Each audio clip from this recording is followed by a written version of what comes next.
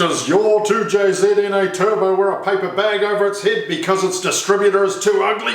Eliminate it! It's hideous!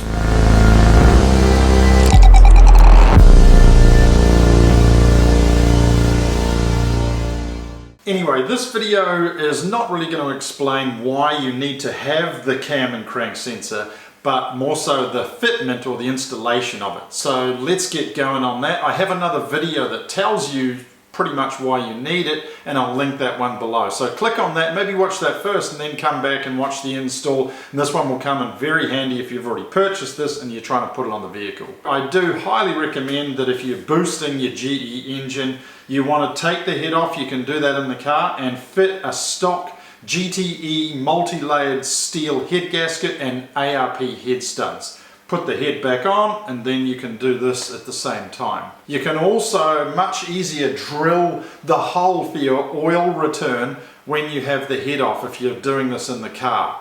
Here, I want to show you one of the pistons out of my GE engine that I blew up when running the distributor. I thought I had the timing done right, I was running the GTE ECU, but it just didn't matter. It just won't run it properly. And it just causes detonation, and out comes the rings. Let's see what's wrong with this one. Yep, that's a chunk out there. Oh dear, oh dear. Absolutely destroyed. Don't run a distributor or this will happen. I've been running now the cam trigger kit for 1.5 years and everything is smooth as a baby's bum. Okay, so the first thing we want to do here is make sure you've got the service manual, because it'll tell you all the different patterns to undo the bolts, etc. But right now, step number 1 is get these front covers off and the front pulley. So let's do this in real time and get to it. 22mm for the crank pulley. This engine is just staged. This is extremely hard to usually get out, but of course I've undone everything already. This thing's already loose.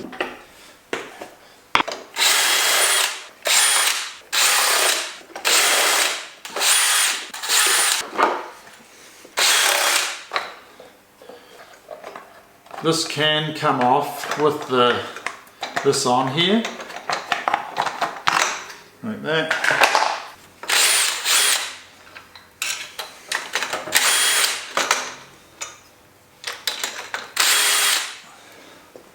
The best way to loosen these bolts here is to put a big crescent on the cams.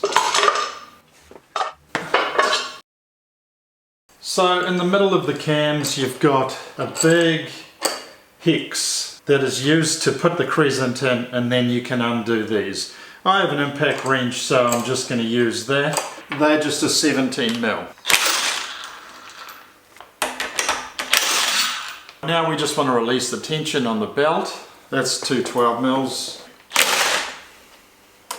These should be done evenly, but let's get that off. You can leave these set to top dead center if you want to right now. That can come off down the bottom on the crank. Leave the tensioner on there. We need to get this pulley off now. Now you might need a puller in order to get that off, but this one's been off and on so many times that doesn't matter. There is no teeth on this one, no trigger teeth. So that's it, we're apart as much as we need to be. We can now take these off.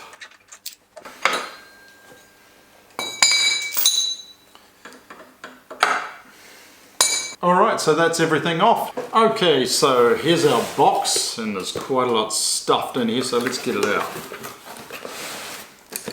This is our wiring. It plugs straight into the distributor plug. You run through the firewall and push those into the ECU connector plug. I'll show you that later on. There's 3 connectors on here. One is for the inlet, one is for the exhaust, and one is for the crank. 2 wheels. One is the 36-2. Of course, this is an option, so you're only going to get one of these depending on which one of them you chose. This one is beautiful. This took me so long to design these, and I get them cut out for me. Beautiful. Anyway, A crank sensor. 18mm hole saw. Let's put that down. A carbide burr for aluminium.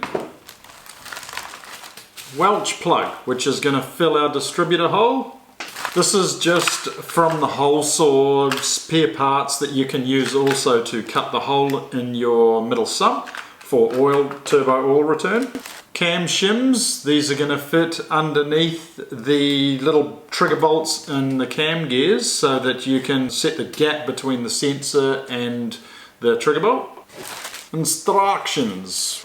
This one here we're going to use in a minute because we're going to use this as a template to cut out the front cover, the pattern for where the bracket comes through the front cover. This one here is of your ECU connector plug and it shows where we're going to push the pins into. And this one here is instructions to show you how to do the engineering or the cutting on the GE oil pump.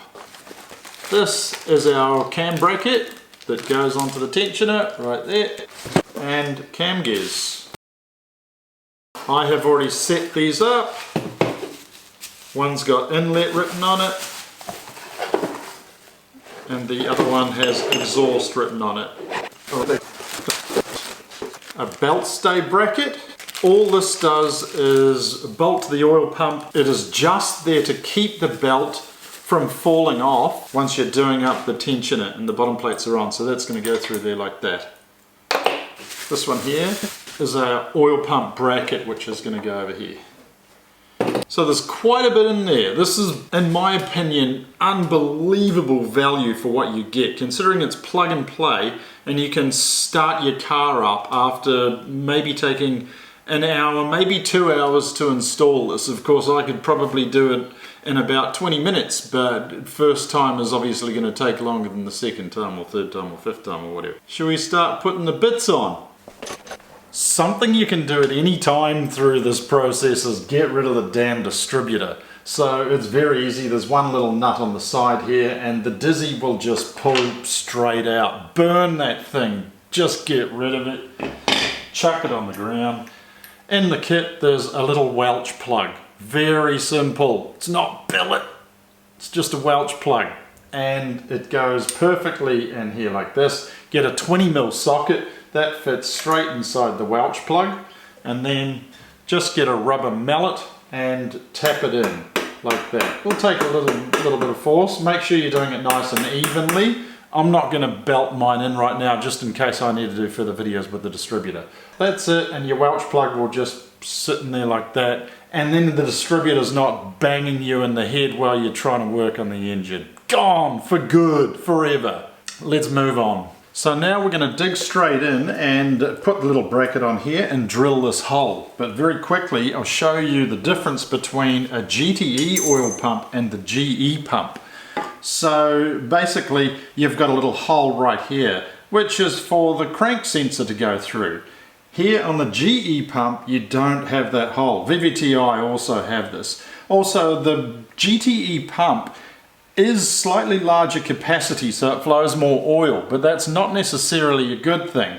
You've got to remember that there is two massive oil ports for the stock twin turbos, and because those turbos are a float bearing type or journal bearing type, they use considerably more oil than a ball bearing turbo would. Ball bearing turbo has a little wee tiny restrictor in it, and so it doesn't really use much oil. You certainly don't want the same amount of pressure on that as you would twin journal bearing turbos. Also, the GTE has oil squirters in the bore, so that's why it needs a larger capacity. Is the GE pump capable of running a single turbo setup or even the stock twins? Hell yeah, it totally is. It's a very good pump. It smashes any Nissan pump for that matter. It's a very good pump. You don't have to worry about going up to the size of a GTE oil pump. The GE pump is absolutely sturdy and capable of the job. Now, the other differences here is the belt stay bracket. The GTE pump has this little bit here, and this goes straight onto here, and the belt, only when you're putting the cam belt on, it just needs to not fall off the crank pulley. So they put this little thing here, and the belt will just push onto that. I have made my own bracket for the GE oil pump. So this is the belt stay bracket, and we are going to simply bolt this onto here. But there's a little wee tab that needs to be removed here. This tab here is the GE belt stay bracket, if you like, but it's fixed to the pump. So we need to machine that off. We're going to do that with the carbide burr. So we have to drill a hole here and we have to remove this material here. It's also good to mention that if you are going to replace the front oil seal, then leave the old one in for now, and then once you've done the machining and all the debris is gone, pull the oil seal out and then put the new oil seal on. The other huge thing to mention right now is the fact that you can leave the engine in your car in order to do this. Now, if you decide to go the other route and just get the cam sensors off me and change to a GTE pump or a VVTi pump, you have to pull the motor out of the car in order to do that. There's really not much benefit, there's no benefit to going the route of a GTE or a VVTi pump, because even if you undo all these front bolts here on the oil pump, it won't just pull off the front. It sinks, dips into the bottom of the sump. So you can see right here, there is a lip underneath the GTE oil pump, and that gets stuck on the sump, the middle sump. So you can't pull it up. You've got to drop this down, and this won't just drop down at the front because it's attached to the gearbox at the back. So you've got to undo all the bell housing, drop the gearbox, and then undo every bolt of the sump to drop the sump to get it out. So you might as well pull the engine out after doing all that. Or you can just drill a hole and take off this and you don't have to pull an engine out. Hallelujah to that. Please don't pull your engine out if you don't need to pull your engine out. You need a lot of stuff and a lot of time to pull an engine out of a car. Let's wrap masking tape now around here. You can use any type of tape, but masking tape's pretty sturdy. And this is just in case safety, so we don't nick the crankshaft. It's not going to hurt it anyway, but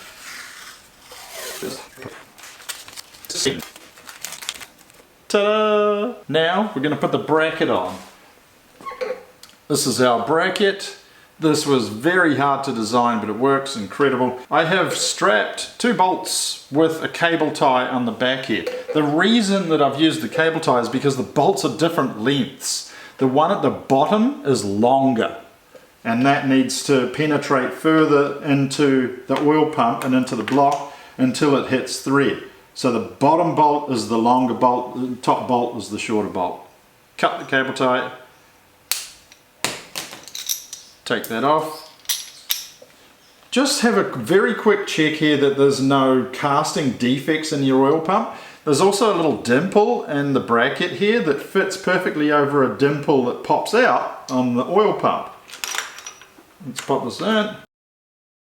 So this has to be done on the engine. It can hardly move this thing. There's very, very little movement in here, but just push your fingers on there like that whilst you do it up. I don't want you to use an impact gun or anything on this. I just want you to do it up with a ratchet and a 12mm. Just make sure that it's pushed up against there and that there's nothing sitting underneath of it before you drill it. Hold your 2 fingers there. There's pretty much no movement in there anyway. I'm just doing it just in case. And nip them up. Not too tight. Just like that, use common sense. So now get your hole saw, pop it into a drill.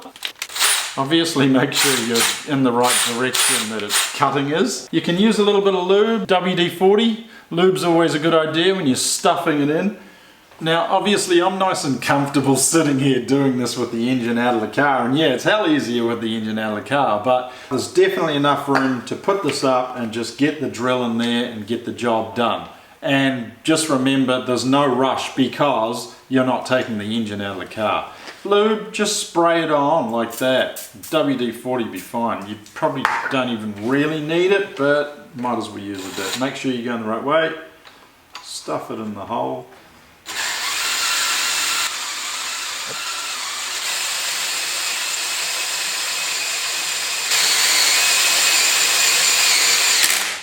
Okay, we're already pretty much through.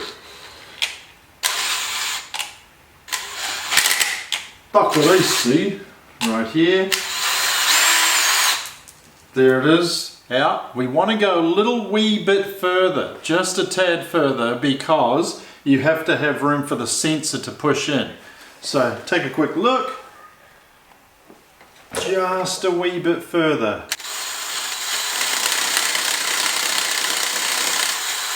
Let's have a look. That looks great. So that's what it took instead of taking the engine out of the car. Bit of a no-brainer to me. It is so simple and so quick to drill that hole. Now you can literally push the crank sensor through there. But we've got one more very important thing to do. We've got to move this piece of material right here. A GTE crank pulley won't go on the GE oil pump because that is in the way. So we need to take that out right now. It's a good idea to whip this bracket back off and clean it.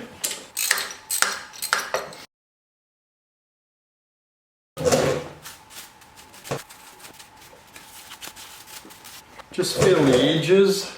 I would just do a very quick deburr. You might as well leave this bracket off whilst we do this one here, just because it's going to get a little bit messy with chips coming out. So here's our carbide burr. These things are made to destroy aluminium at a fast pace. I wouldn't try putting it in something like this Makita rotary tool. This thing spins so fast that it will just rip that apart in 2 seconds. Be careful if you're using one of these things. Instead, just put it in the little drill. And what we're going to do, of course, again, make sure your tool's spinning the right way. We're going to just take down that whole piece.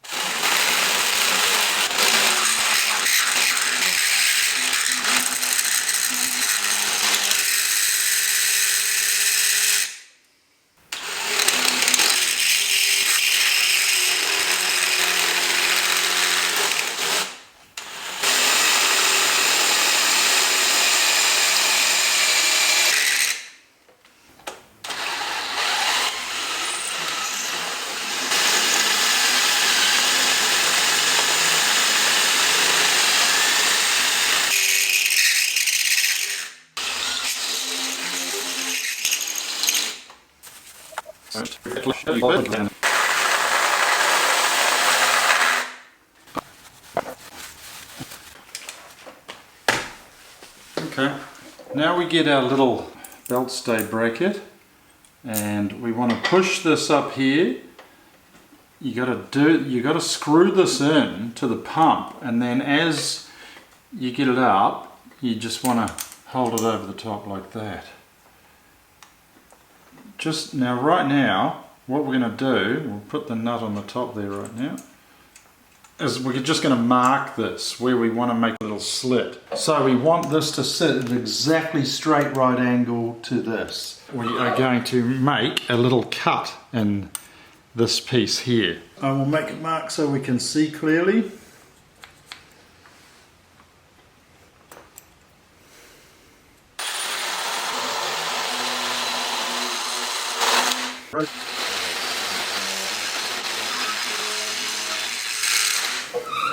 Clean it up a little bit.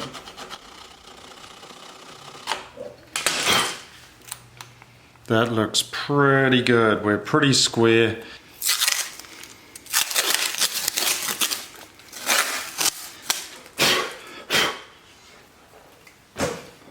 When you put your pulley on, make sure that it is not touching on the piece that you just took off. So there we go, we can see that that's very much clear of the piece of material that we just took off. Now that can slide around like that, and you can see that the belt will fit just in there, and this will keep the belt on. So we could do that up. And then you need a ring spanner to do the top one there. But that's it, that's the bottom half done now. We can move on to the top. I've just pulled the crank gear back off here, and right now is the time that you want to replace this front seal. Next step we're going to do is dummy fit the tensioner, serpentine belt tensioner. Just use 2 bolts, we're only dummy fitting it. Just do them at finger tight is fine. Now get this cover here, because what we're going to do is drill the holes in here for the bracket to come through. Just the two side bolts is fine. Now we need to get our piece of paper. Make some photocopies of this if you like, because this is actually printed off my CAD system and this is perfectly 1-to-1 scale with our bracket. So we're going to lay this on. What I've done is I've just made a cut with a Stanley knife around this bit here. See that? And that's going to fit over the tensioner. You can probably fold it down if you want. And then you can see I've marked here top of cover, bottom of cover. I've cut some pieces of tape here. Tape this to your front cover. Craft! Who would have thought we'd be doing craft? Now we want to mark our holes. I think just something like this, scribe is the best way to do it really. And we're just going to make 4 dots like this.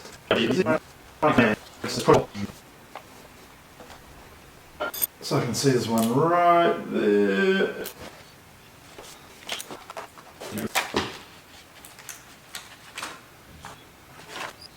Remember there's other instructions on here so don't lose it. And you can read on here that this says 16mm hole here and 25mm hole here and here. Now we just want to use our normal 18mm hole saw that we use to cut the same thing. So get your hole saw here. And this just unscrews off the shaft that I'll put on there. I had to put it in the vise to break the tension, but unscrew that, and then we get the other bit that I included in the kit here. You want this little bit? It's the original part to the hole saw. So we'll screw that on. You don't need the little spring thing. Okay, we're ready to go. I'm going to take this back off here and drill it off the engine just so I don't make any mess. Again, this is with the 18mm hole saw. Push out the piece. Turn it over. I have a 30mm that I'm going to do these two with instead of the 18. You could just use the 18. And then use your carbide burr to open up the hole a bit.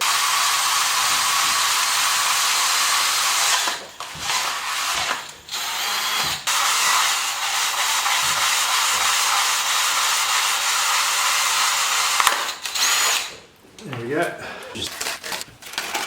I've just pulled the tensioner back off, but now we can actually start to assemble everything. So grab your cam trigger kit.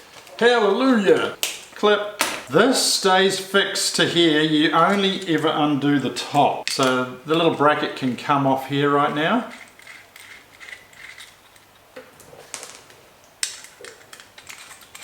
We'll separate the two parts. Put this down right now. Slip this over our tensioner.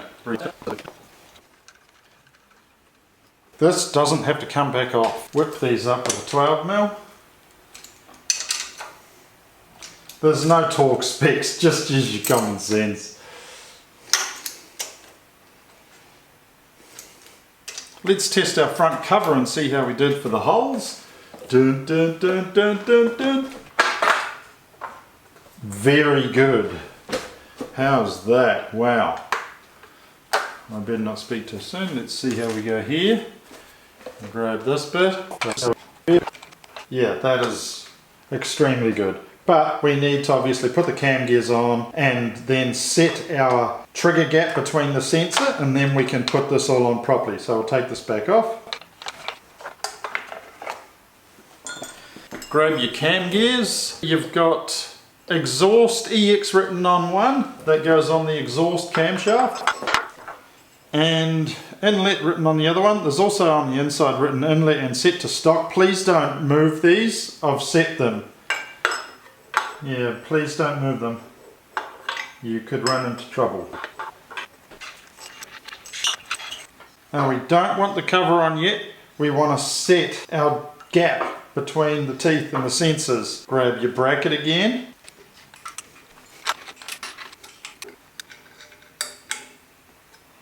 snip those up. Okay, we're going to rotate the cams now. These are a non-interference engine. If you've put different pistons in, then yeah, be aware. Alright, it's time to set our gap between the trigger bolt and the sensors. There's a trigger bolt here and a trigger bolt down here. So we use a 17mm on a breaker bar. So put that right under the sensor. And I can see there's a huge gap in there at the moment. Now we get our cam shims, and you can see that there is 6 of them in there that are 0.2mm thick, and there's 4 in there that are 1mm thick. We need to use our feeler gauges. I'm just going to go straight in there with a 0.6 of a mil and another 0.6 of a mil to see if it's over a millimeter, and it is well and truly over. So I'll wind that out, and I'm going to put in a 1 mil. So we'll just wind this out to there will do. They are tiny little 8mm trigger bolts now. They used to be 10s, now they're 8s. Both work fine, but the smaller the better.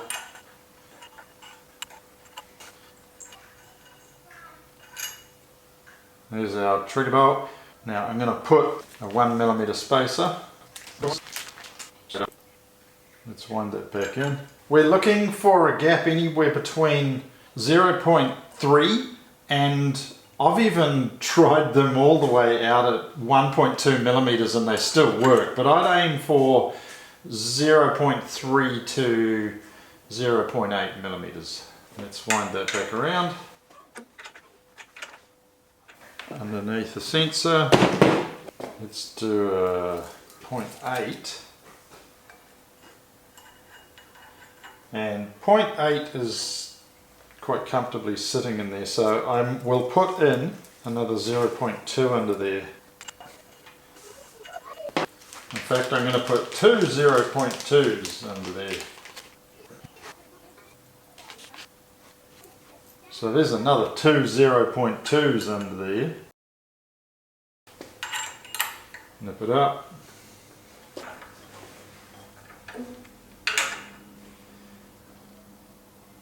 That looks very good.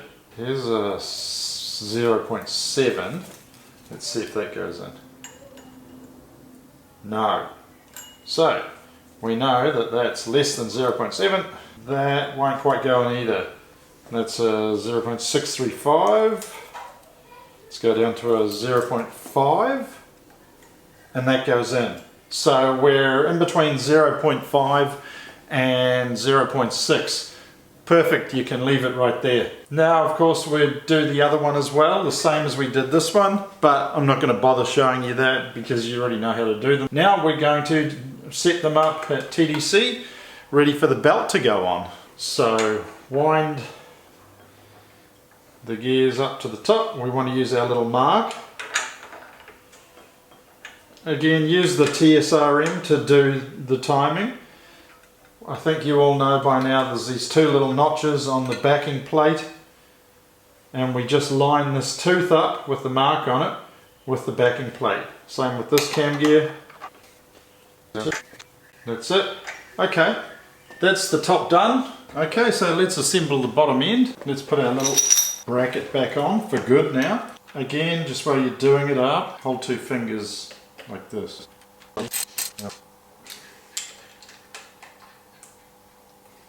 This is our little timing mark right here. I'll just put a black dot on it so you can see it better.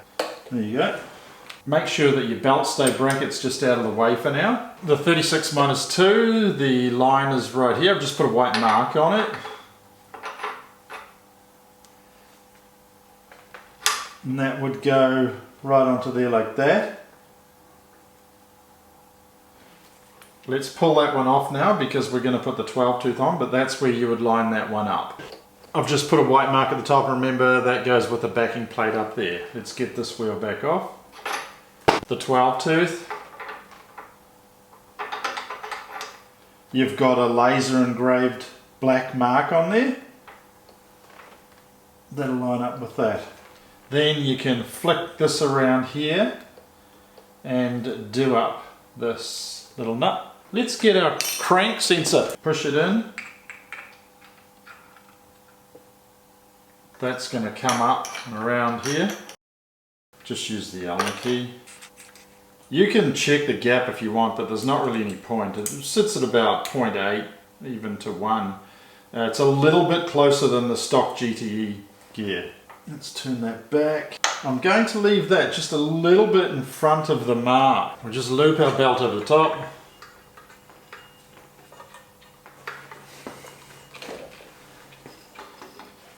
It's this side that you want taut with the crank, but it's easy to get it on if you just leave it a little bit slack.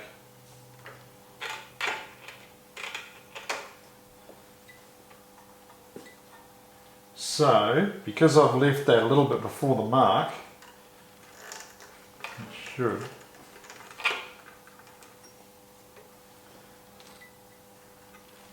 Let's see what happens when I turn that now. I can turn this by hand because, there you go, now it's right on the mark. See, and we have that side taut. There's no pistons in this engine, so I can just turn the crank by hand. Now our little tensioner, this here well and truly clears the bracket.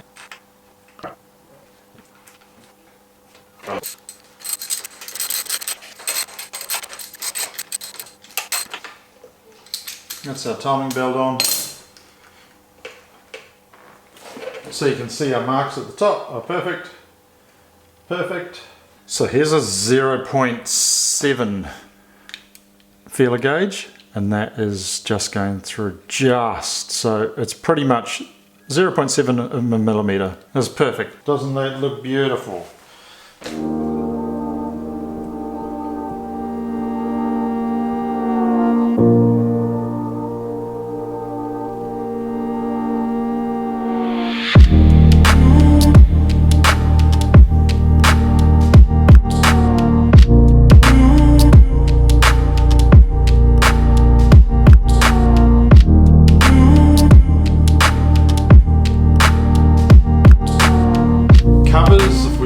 Covers on, we can put this one here on the bottom now. This will fit on with the tensioner on there and everything else on there. There is a little wee bit that will hit on the tensioner here that we want to take just a little wee nick out of this. We go like that. There's a little nick like that. Let's put it in.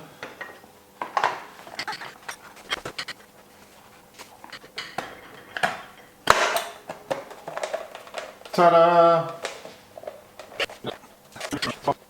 Now this bad boy can go on.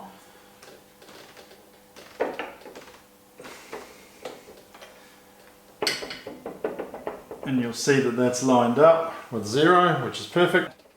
We can undo this and put our cover on. Let's take a look at what it looks like with all the covers on.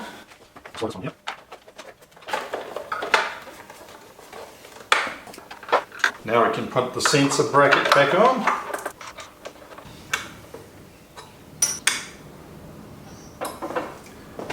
What goes with a cam and crank trigger kit? Coil on plug! I'm sure you're all very familiar with the Supravworld coil on plug kit. There's Yaris or R35 coils to choose from. They're both plug and play or flying harness and will work with any type of ECU. And if you want to go a bit further, there's one of these clear covers. It's not included with the kit, but I'll have these for sale soon. If you want to buy these, then I'll put them on there for you. Or the factory one will fit, but you need to trim it down here just to get in to the coil on plug. R35 coils, this will fit on. There we have it. There's one thing we're missing, right? Wiring. So here's our wiring harness. Let's take that back off. Be careful when you snip these cable ties that you don't cut anything. I had a guy that cut right through his cable. There's over 500 of these things sold worldwide already, so there's a lot of cars running around with these kits on it. That's going to go over that way there, across the top of your motor, inside of your stock harness. These two, you can see exhaust written on the bottom of that, which goes on the exhaust cam. This is the intake cam, goes onto there. We need to hook up this little sensor earth to here. Yep. Your crank sensor connector plugs straight into the one with CR written on it.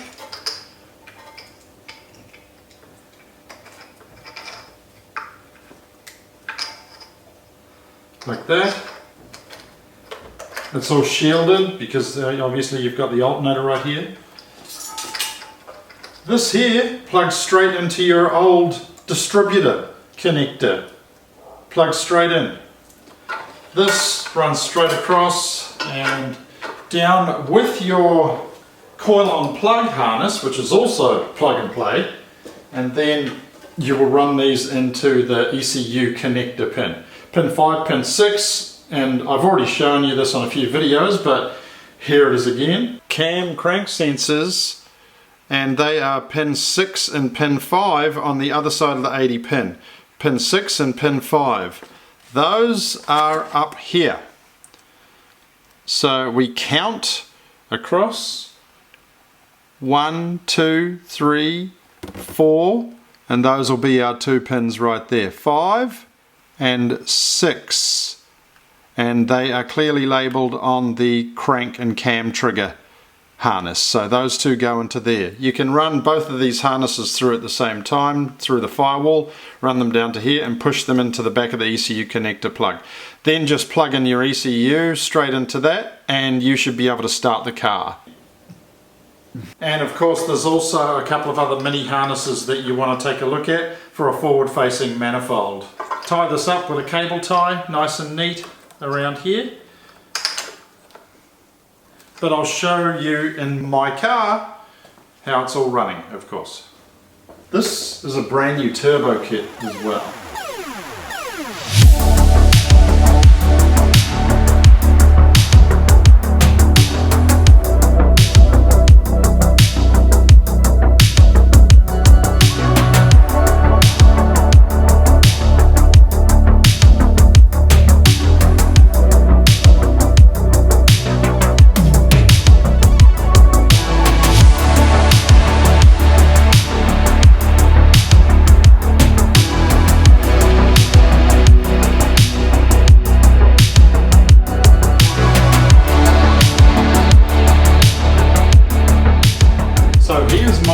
Supra that's been running the kit for nearly 2 years now, reliably, and I drive it pretty much every day. I've done, I think, probably about 15,000 kilometers on it, and it never misses a beat. So I'll start it up.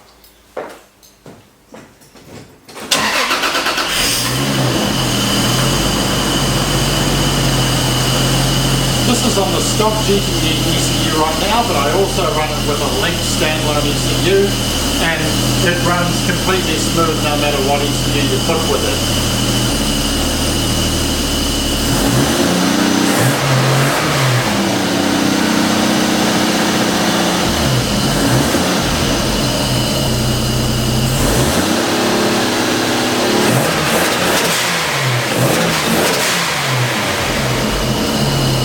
Okay, please don't freak out. This is not part of the installation. This is just showing those that need to know oscilloscope data. Basically, we want to have a look at our waves. I only have a 2-channel scope at the moment, so I'm going to show you the 2 cam sensors separately now. I'll start the car, then I'll put these both onto the same channel, and I will put the crank sensor onto another one so I can show you the synchronization between the cam and the crank signals. Okay, we'll start the car.